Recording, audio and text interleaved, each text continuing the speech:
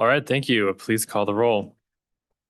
This is roll call for House Education, February 26th. Representative Bratton, Excused. Representative Erickson, Here. Representative Guggenmoss, Here. Representative Kelly, Excused. Representative Lawley, Here. Representative Singh, Here. Representative Strock, Here. Representative Williams, Excused. Chairman Andrew. Here. Mr. Chairman, you have a quorum. Thank you. The first bill for our consideration is Senate File 14, literacy position for K-3 reading program. Representative Singh. Thank you, Mr. Chairman. I'm bringing to you guys Senate File 14. This is a committee bill that we discussed over the interim.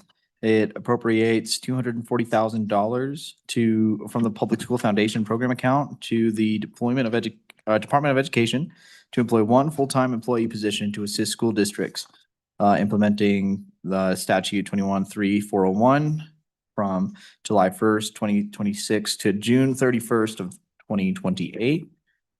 And this is, as you can see, the pages are blue instead of white. I noticed that, and that's because it's an engrossed copy. And so that means that our friends over in the other body decided to change something. And so what that was on page 3, line 5.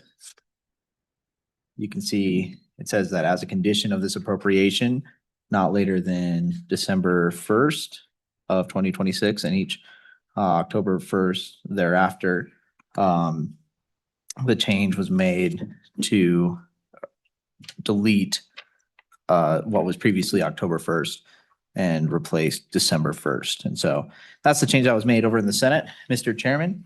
And I believe for further explanation, we can rely upon the Department of Education or some folks. And so this is a committee bill, and I look forward to discussion.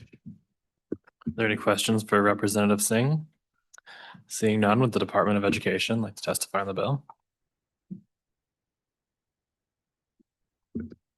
Ms. Galea, good afternoon. Good afternoon, Mr. Chairman, members of the committee. I'm Nish Goikwalea with the Wyoming Department of Education. On behalf of the superintendent, this bill is one of Superintendent Degenfelder's top priorities for this session. As you're well aware, it was part of our interim work in literacy, and it's really imperative that we continue to improve literacy scores across the state. This bill has two main parts that I just kind of want to speak to right now. Paragraph A, we are seeking a full-time position to implement Wyoming Statute 21-3-401, the Early Reading Intervention Statute. This has been established for many years, but we've never had a person fully dedicated to this position at the Wyoming Department of Education. Typically, the responsibilities under the statute have been added to somebody's already full workload.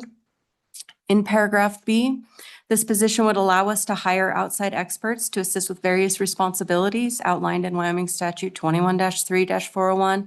The duties include evaluating reading plans, developing individual reading plans, analyzing assessment results, and providing professional training for teachers.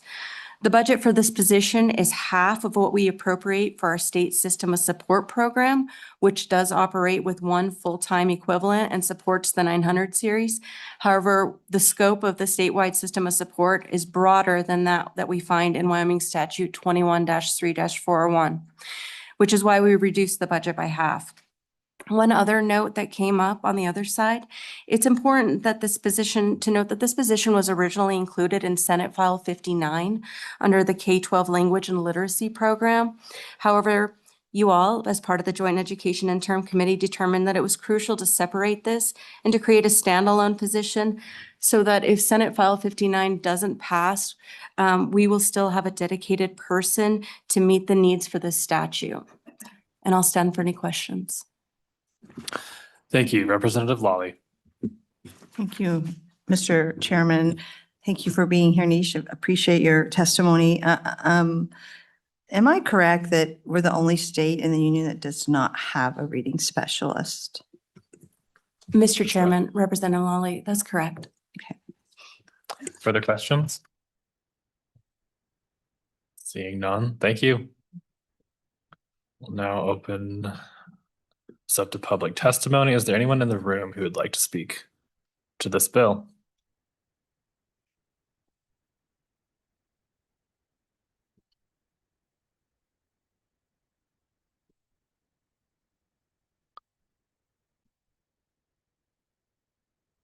Good Good afternoon. morning, Chairman Andrew and committee members. My name is Gay Wilson, and I'm a retired elementary teacher and a former literacy intervention specialist. I taught for 21 years, and 10 of those was a literacy intervention specialist. I was also a certified Linda Mood Bell consultant for 10 years, and I worked with schools across Cheyenne as well as my own building. And I'm here today in support of Senate File 14, the literacy position for K-3 reading program, because this bill does something simple but very essential. It gives our school districts the support they need to carry out the responsibilities of the reading assessment and intervention program. After I retired, I went to work for the state of Wyoming in the Department of Education. During my time in the department, working with the CLSD grant, I partnered with 25 school districts across the state. And what I heard over and over again was gratitude.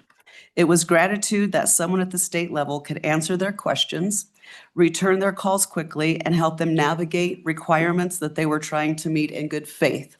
I do have to say, even though they had gratitude, there were a few times I did get my butt chewed out because they were frustrated because at the time, there is no literacy department, as you well know. And at the time, there was only 2 of us working on the CLSD grant. And what people need to understand is that if you are part of the grant and I'm helping you with the grant, I can only work with grant schools. I can't work with the other school districts in the state. So therefore, they could only rely on people up at the state to answer their calls, but there was no one up there. We had our former, chief academic officer, but of course her plate was overfull. So it was hard to get calls returned in a timely manner. So even though districts want to do well, they need that support. And that experience made something very clear to me. Districts want to do the right work, but they cannot always do it alone.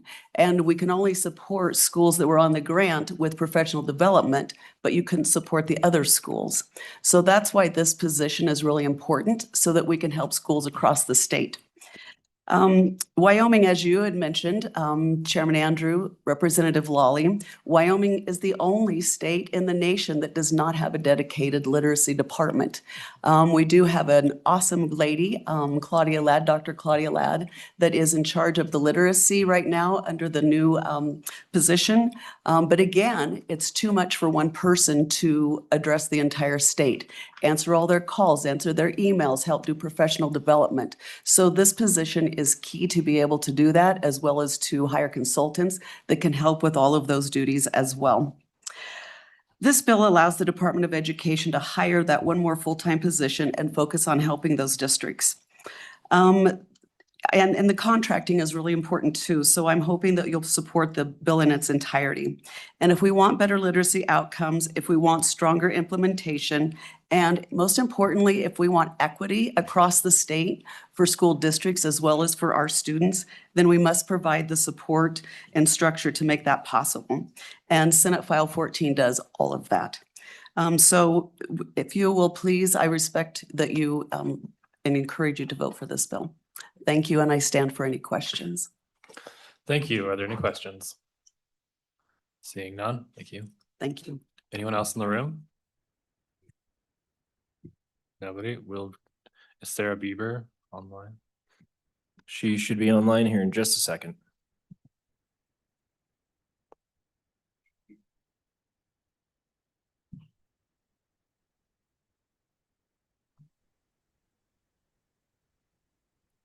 Apparently my camera is not working. Can you hear me okay? We can hear you. Yes. Okay. My name is Sarah Bieber. I am speaking today on behalf of Moms for Liberty and chapters across Wyoming. Moms for Liberty Wyoming supports the goal of improving early literacy outcomes across Wyoming. Reading proficiency in the early grades is foundational to academic success, personal responsibility, and self-governance. Ensuring reading as a foundational skill strengthens families and communities across our state. Wyoming has had this statutory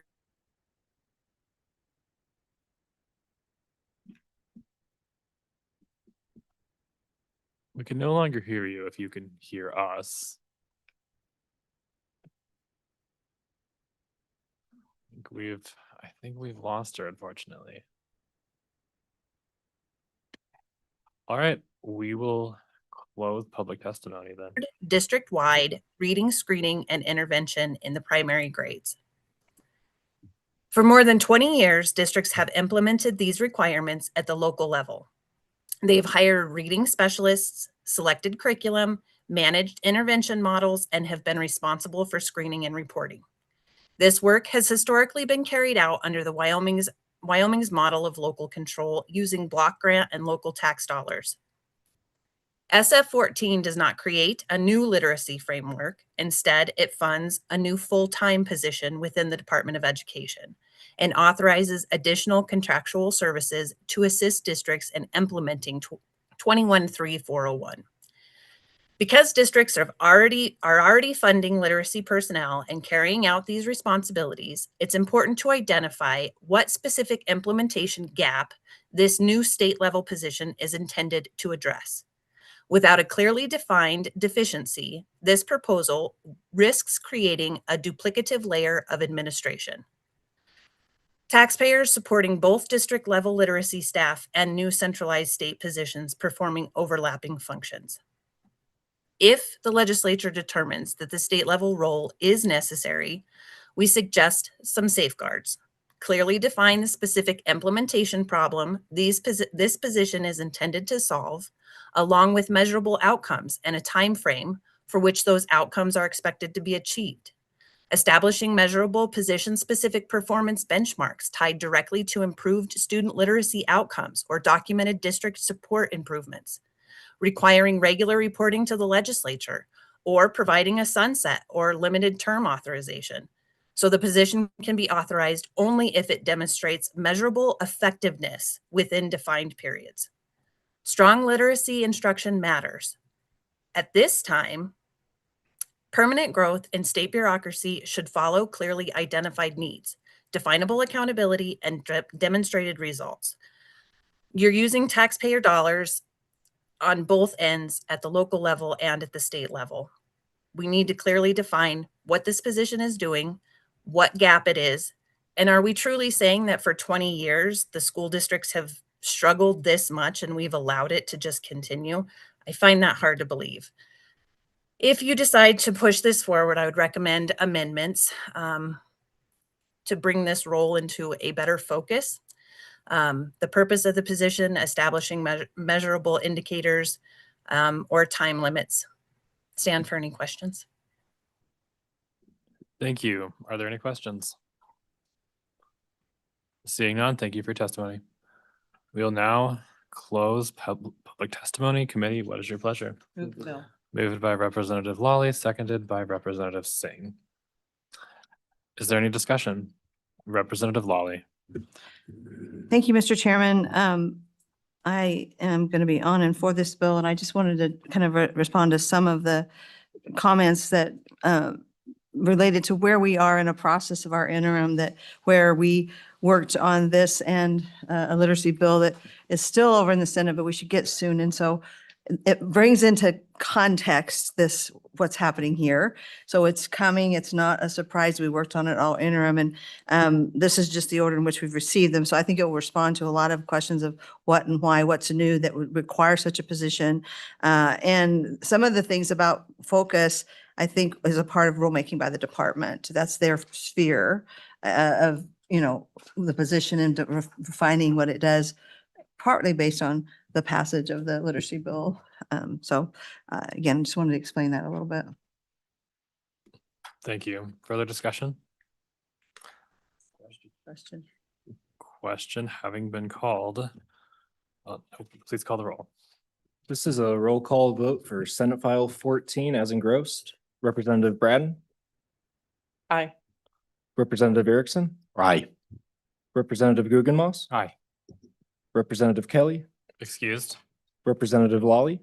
Aye. Representative Singh. Aye. Representative Strzok. Aye. Representative Williams. Excused. Chairman Andrew. Aye. Mr. Chairman, that is 7 ayes and 2 excused. Senate File 14 has passed the committee. Senate File 53 is now on the table for our consideration.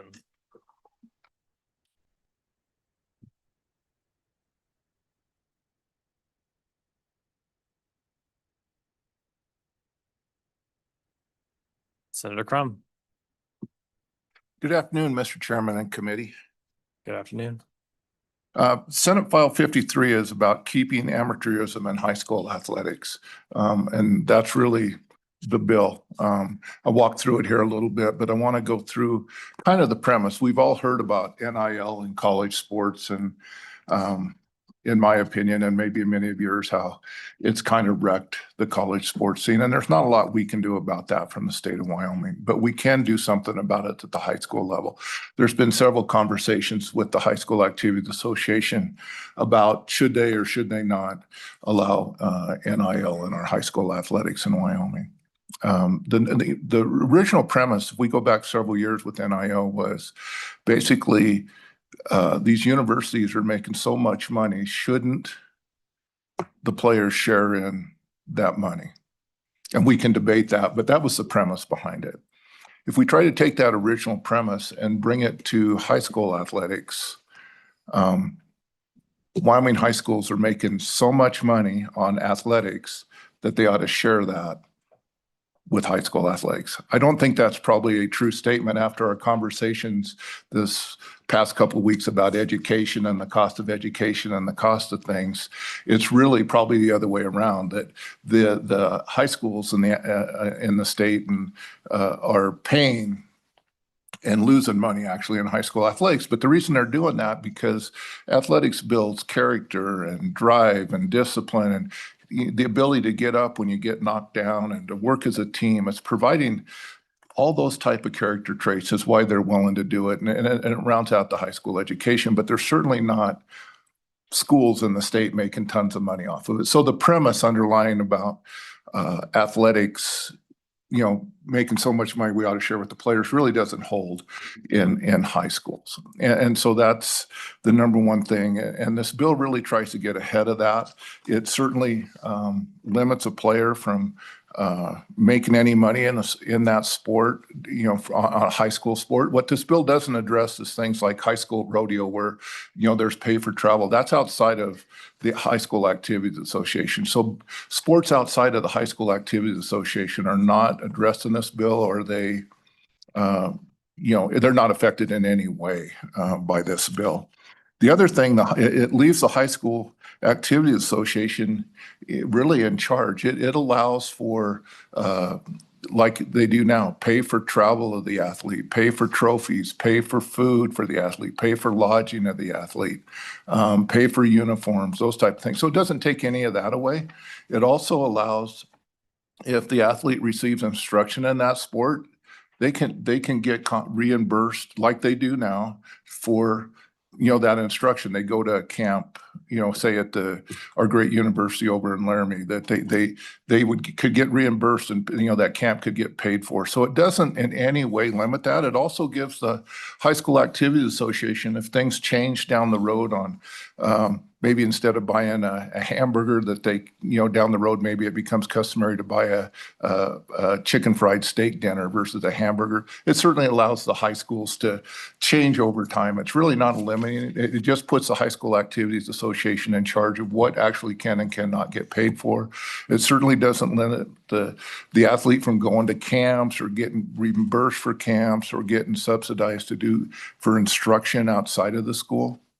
But what it does limit is an athlete getting paid from one school money to go there versus another. I'll use my tiny county. We've got a little small Class A school out in where Rock Creek runs through it, and we have a 4A school in the Gem City, and it would keep the Gem City school from saying, "Hey, I'll give you $10,000 to come in and play for us." Well, we all know high school athletics is, in many of our community, is the fabric of the community. You know, it's a place for people to gather, so it'll keep that poaching away, that type of thing, and receiving money to play in a high school sport. Remember, the premise about it is the high schools pay all the money to provide that opportunity. There's really not a need to pay that. And with that, Mr. Chairman, I'm open for questions. Thank you, Representative Lawley. Thank you, Mr. Chairman. Thank you for being here, Senator Crum. And honestly, I really appreciate this bill. I think it is a concern about it moving down to the high school level, and agree about your premises on why that's not a good idea. I just have one question. I think I know the answer, but just want to make sure the intent of the bill. So if we have a student that is from a private school, but under the bills that we have already passed, that, has the right to go play in a high school in his or her district, and that private school paid them money, they would be ineligible under here. Like, they need to follow those rules as well for eligibility to play in a public high school under the sanctions of the Wyoming High School Activities Association. Is that correct? Mr. Chairman, Representative Lawley.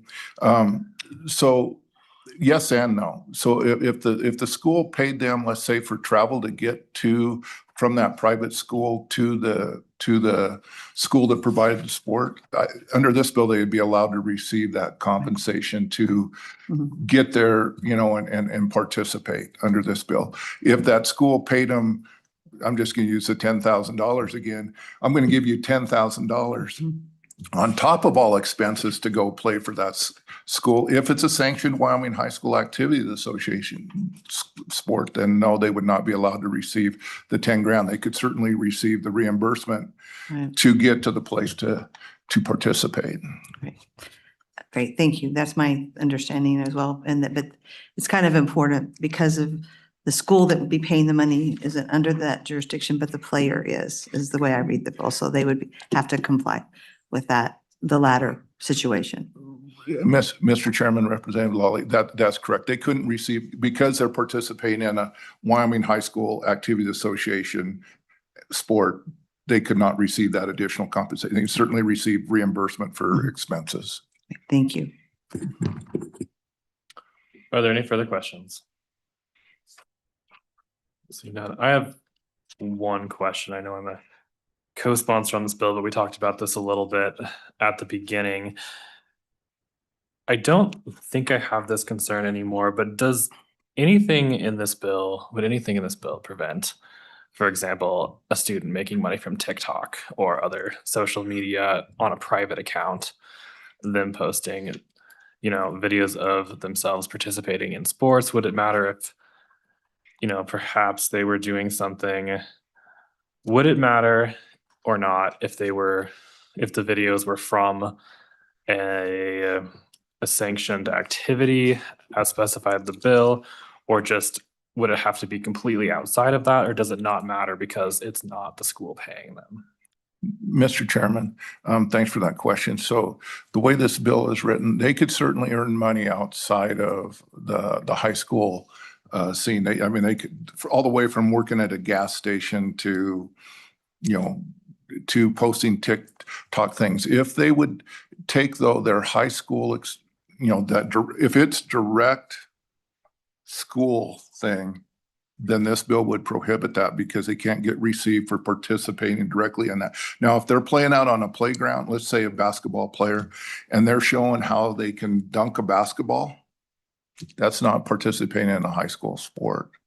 But if they showed something, where they're trying to make money off of the high school experience, yes, that would be prohibited. Yes, sir. All right, thank you. Further questions? Seeing none, thank you. Thank you.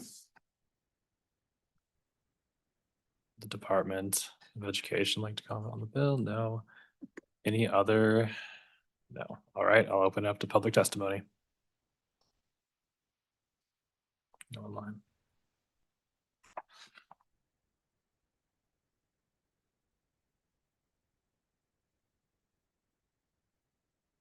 Good afternoon.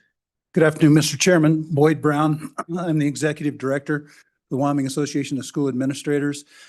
Stand in strong support of this bill. Feel like it really takes care of some issues that we have been debating part of this year with the Wyoming High School Activities Association and them looking at putting some rules together.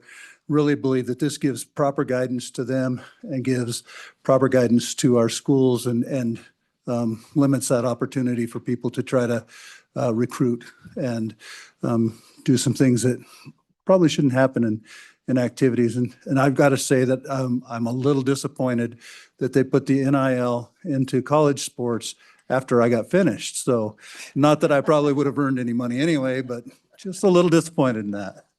Coach Crumb's probably the same way. He probably would have earned a lot more money than I would have. Thank you. With that, I'd take some questions. Thank you. Are there any questions? Being none. Mr. Farmer. Thank you, Mr. Chairman. Brian Farmer, Wyoming School Boards Association, adding our voice in support of the bill. As Senator Crum and Dr. Brown did state, this discussion has presently been in front of the Wyoming High School Activities Association. There have been some tough conversations about things like if I wear my school jersey or I'm doing something on a school field and income is generated from those sorts of things, what is the ability of the school or whatever to limit it?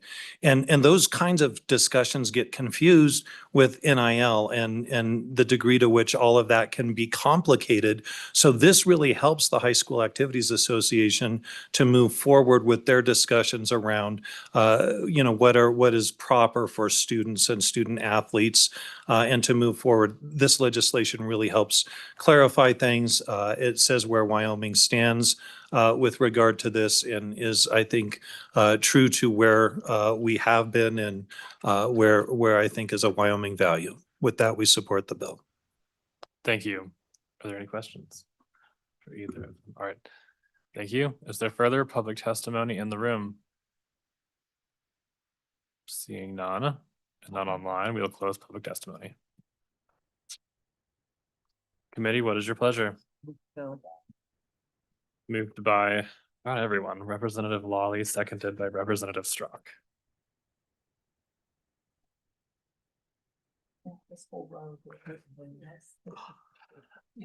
Is there any discussion? Question having been called, please call the roll. This is a roll call vote for Senate File 53. Representative Braden, Aye. Representative Erickson, Aye. Representative Guggenmoss. Aye. Representative Kelly, Excused. Representative Lawley, Aye. Representative Singh, No. Representative Strzok, Aye. Representative Williams. Excused. Oh, I apologize. He left an absentee vote of aye. Oh, thank you. Thank you, Hattie. Chairman Andrew. Aye. Mr. Chairman, that is 7 ayes, 1 no, 1 excused. Thank you. Senate File 53 has passed the committee and we are adjourned.